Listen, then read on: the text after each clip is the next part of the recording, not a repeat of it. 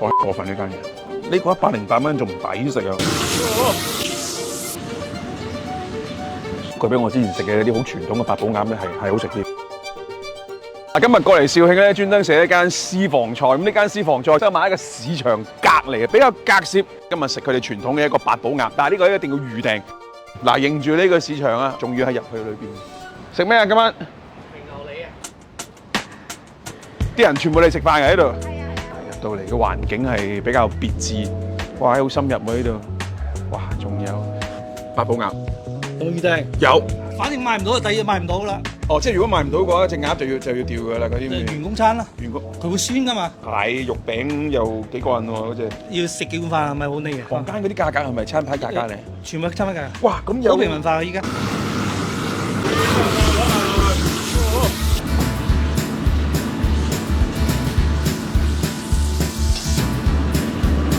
我知好多地方都有八寶鴨，但係呢個八寶鴨俾我感覺好似佢個醬香方面有自己嘅調配，底咧其實鋪啲荷葉嘅，佢算唔算係一種肉香版嘅果蒸粽？佢呢個醬咧熟悉嘅味道，有啲盤菜嗰種醬嗰種鮮甜嗰種嘅感覺。我之前食嗰啲八寶鴨咧，可能嗰啲醬料味咧太濃，而家我食到嗰啲鴨嘅香味係仲係有嘅。我覺得好嫩。好腍身喎，你講，同埋好有汁水，有一種鴨香嘅甜味，即係冇破壞到鴨嘅香味。即係有一講一，佢比我之前食嘅啲好傳統嘅八寶鴨咧係好食啲。哇，吸埋嗰啲醬一流，真係唔係講笑。108，我覺得真係唔貴。你啲白色呢啲係淮山定咩啊？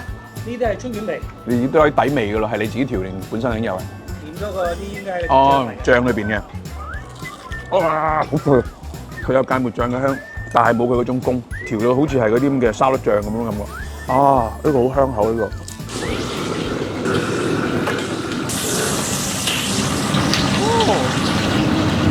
林個係咩嚟啊？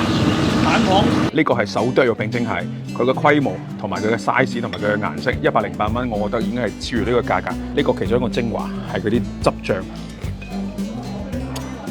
撈飯。